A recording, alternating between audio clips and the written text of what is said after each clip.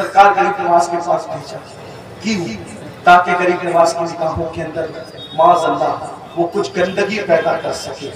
اگر میں اس لڑکی کے حسن و جمال کو بیان کروں علامہ ارشد القادری کی تحریر کا سہارا لے کر تو زیادہ کچھ نہیں، اتنا کہہ سکتا ہوں کہ وہ لڑکی اتنی خوبصورت تھی، اگر ہندوستانی شاعر اس کے حسن کا نقشہ کھینچتا تو وہ یہ ضرور کہتا کہ اس کا چہرہ بنارس کی سرخ تھی یا متھرا کی شام۔ اتنی حسین وہ لڑکی تھی، اتنی خوبصورت وہ لڑکی تھی، حسن کی ملکہ۔ جب وہ گئی ہے اور جانے کے بعد آنا ساگر کے کنارے کھڑے ہو کر اس نے غریب نواز کے پاس اپنی بازیں بجانا شروع کیا۔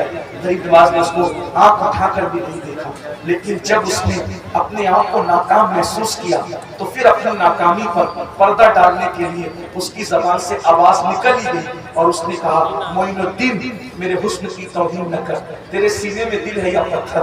اسی حسن سے ہزاروں کو ہم نے کام میں لایا ہے، ہزاروں کو ہم نے ناکام کیا ہے، بتا تیرے سینے میں دل ہے یا پتھر؟ تو میری طرف دیکھتا کیوں نہیں ہے؟ غریب نواز نے اپنے نانا کی سنت پر عمل کرتے ہوئے آنکھ کھولنے سے پہلے اس لڑکی کی طرف اپنی چادر بڑھائی اور اس سنت کو زندہ کیا۔ حاتم طائی کی بیٹی جب بغیر دوپٹے کے دربار رسالت میں لائی گئی تھی تو آقا علیہ السلام نے اس کے سر پہ چادر ڈال کر پوری دنیا کو پیغام دیا کہ بیٹی کافر کی ہو یا مومن کی ہو، بیٹی بیٹی ہوتی ہے، کسی بھی بیٹی کی اس طرح بے عزتی اسلام گوارا نہیں کرتا۔ حاتم طائی کی بیٹی کو رسول اللہ نے اپنی چادر اڑائی تھی، اللہ اکبر۔ غریب نواز نے اپنی چادر اس کی طرف بڑھاتے ہوئے کہا، بیٹی ہمارا مذہب عورت کو اس طرح کسی کے سامنے آنے کی اجازت نہیں دیتا۔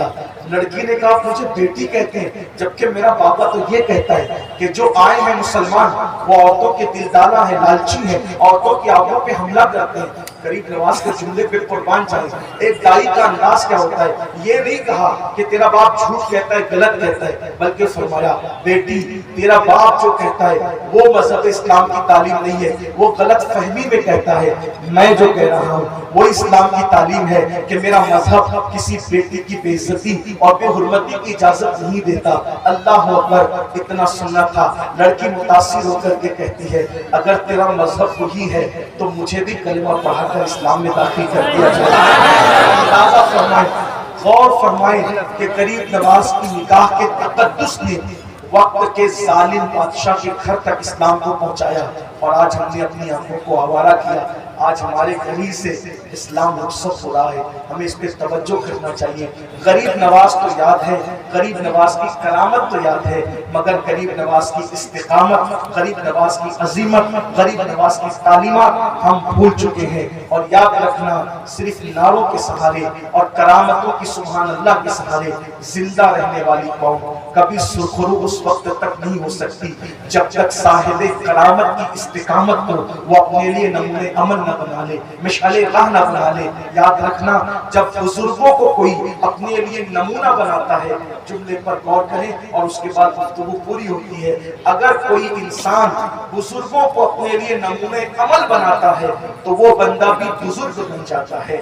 اس کی سب سے بڑی مثال موجودہ دور میں حضور تاج الشریعہ رحمۃ اللہ علیہ کی ذات ہے۔ تاج الشریعہ نے اپنا آئیڈیل حضور مفتی اعظم کو بنایا تو وہ مولانا اختر رضا سے تاج الشریعہ کہلائے اور اپنے وقت کے عظیم فخر ازہر کہلائے۔ اور اس بات کا اعتراف انہوں نے بھی کہا، انہوں نے بھی کیا اور کہا، یوں کہا کہ مفتی اعظم کا ذرہ کیا بنا اختر رضا، مفتی اعظم کا ذرہ کیا بنا اختر رضا، محفل انجم میں اختر دوسرا ملتا نہیں، محفل انجم میں اختر دوسرا ملتا نہیں۔ اور نگاہ مفتی اعظم کی یہ جلوہ گری ہے، نگاہ مفتی اعظم کی یہ جلوہ گری ہے کہ چمک رہا ہے یہ اختر ہزار آنکھوں میں، چمک رہا ہے یہ اختر ہزار آنکھوں میں۔